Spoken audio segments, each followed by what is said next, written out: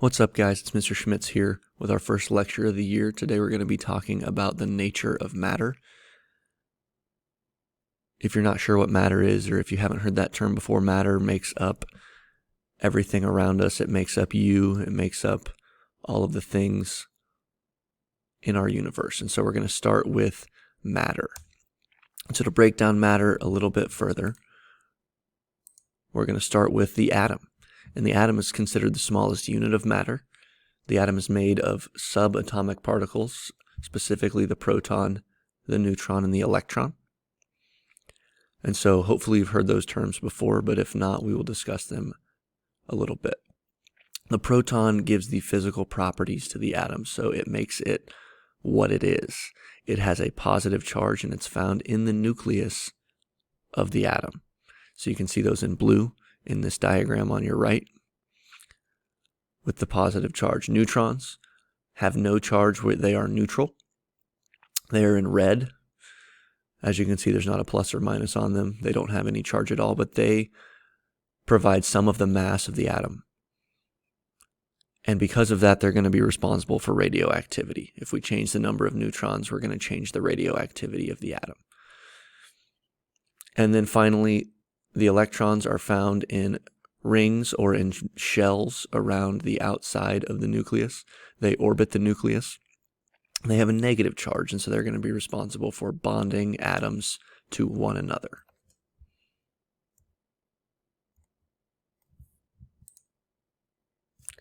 When you take more than one atom and you put them together, we can get an element. And an element is a pure substance that consists of only one type of atom.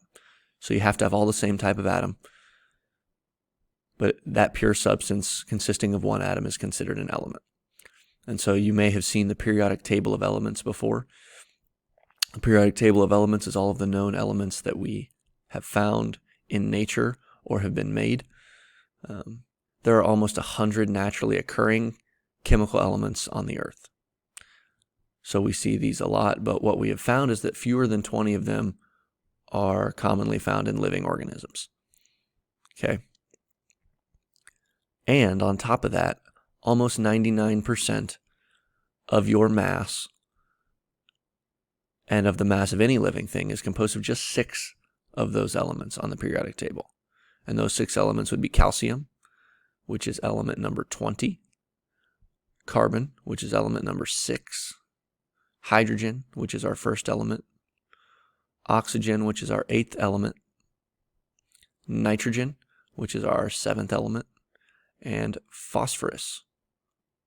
Can anybody find phosphorus? It is our 15th element. And so those 6 elements make up about 99% of your mass. So what about that other 1%?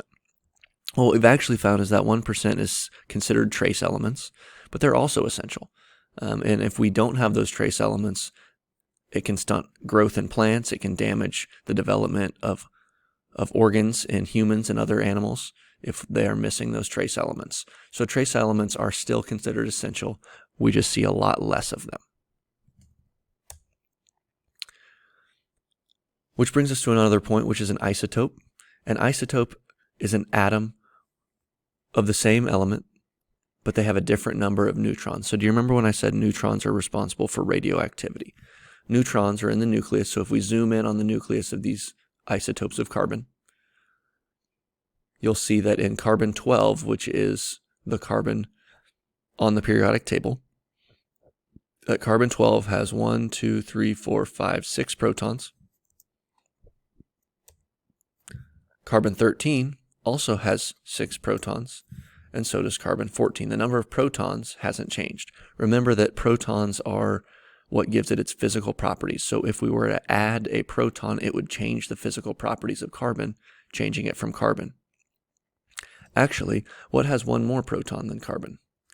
Well, if we go back and look at our periodic table and find carbon, if we add a proton to carbon, it changes to nitrogen.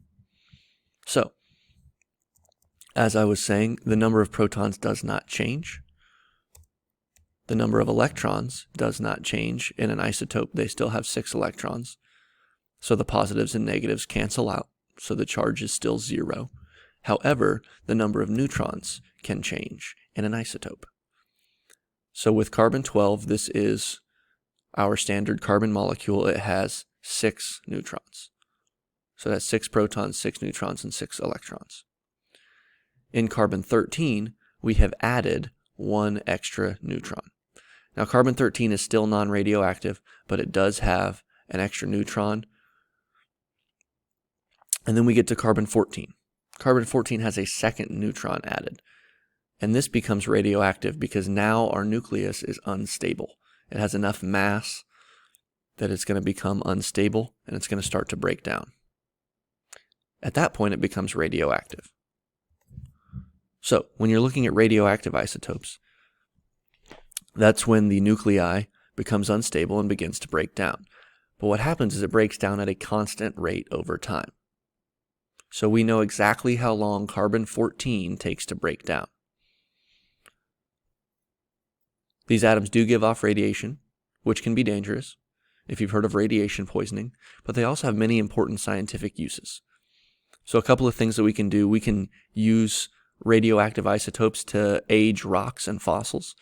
So as we find rocks, we can use the isotopes present in those rocks, because like I said earlier, we know exactly how long it takes carbon-14 to break down. So by looking if there's carbon-14 present, we can see how long that rock has been there based on how much it has broken down. We can use radiation to detect cancer cells. If you've heard of radiation treatment in treating cancer, radiation can kill bacteria. And we can also tag things and trace the movement of substances within organisms using radioactive isotopes. And so when we're talking about the radiation, you have the energy coming off the radioactive isotope, as well as the particle being lost, and the radiation is what is between that. So in nature, most of the time we don't find an element all by itself. Sometimes you do, but for the most part, you find elements combined with other elements. And when elements combine together with another element, they form what's called a compound. So if you were to define a compound in your notes, compound is a substance formed by the chemical combination of 2 or more elements in definite portions. So there's a set amount of each one. So some common compounds: if you've heard of CO2, which is carbon dioxide, that's a gas. We exhale carbon dioxide. It has 1 carbon, and that's in gray, and 2 oxygen molecules in red. The one in the middle here is C6H12O6. That is glucose, which is a form of sugar. C6H12O6 has 6 carbons, always. It has 12 hydrogens and has 6 oxygens. And then another common one, H2O, that would be water, has 2 hydrogens and an oxygen. Now, what we need to understand about compounds is that the physical and chemical properties are often very different from those individual elements. So, for example, hydrogen and oxygen are both gases. We have oxygen gas and we have hydrogen gas, but when we combine them together, it forms a liquid in the form of water. That is changing the physical and chemical properties. Another example is salt, NaCl, sodium chloride. Sodium is a silver metal. It's soft, if you've ever seen it. You can cut it with a knife. It's super reactive with water. If you put it in water, it will fizz and pop. And chlorine is a poisonous gas that's highly reactive. But we put those together, and it forms a white solid that is essential for the survival of us. We as living things require salt, and we'll talk more about that throughout the year. But that's formed from a poisonous gas and a soft metal put together. And so as you can see, the physical properties are going to change when you create compounds. So we talked about electrons previously in this lecture, and chemical bonding. Chemical bonding is a way that different elements come together. So there's a couple types of bonds that you'll need to know. The first is an ionic bond. An ionic bond is created with the transfer of electrons. And you'll see transfer in italics there. That's because that's an important word. It's when we transfer one or more electrons from one atom to another. And so this is considered a bond between ions. And an ion is a charged element. So it will either have a positive or negative charge. So if you look here, we are showing you what it looks like to bond sodium and chlorine to make salt. So sodium, Na, has an extra electron in its outer shell.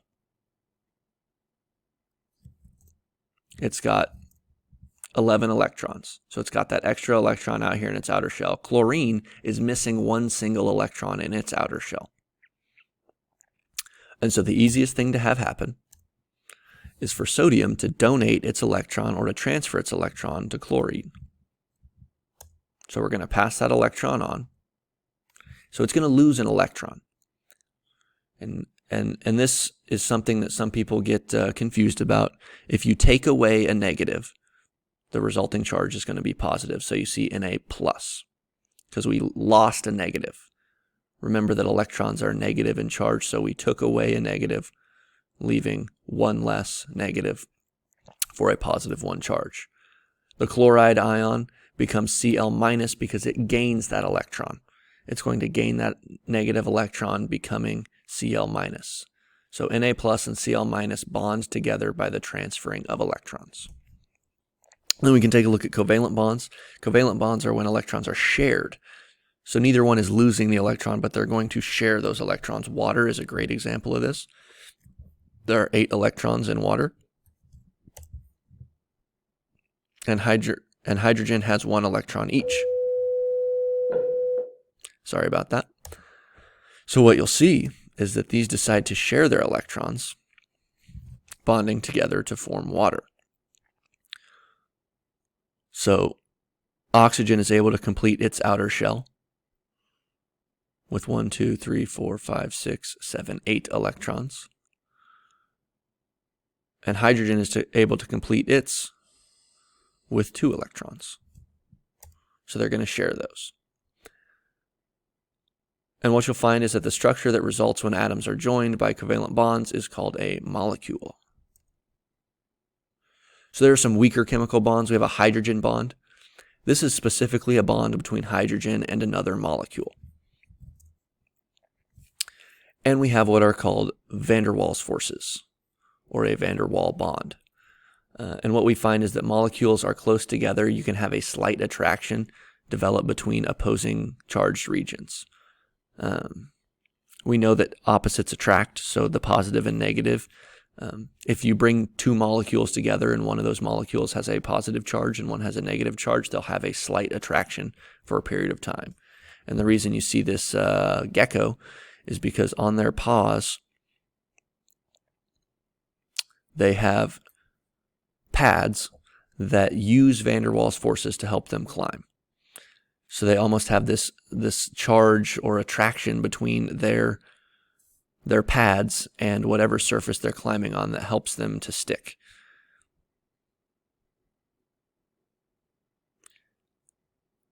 So what you'll see is that within a living cell, many molecules interact only very briefly. And they do that to send messages, to carry out chemical reactions, or to copy information from one to another. But they're not always bonding together. And so that will complete our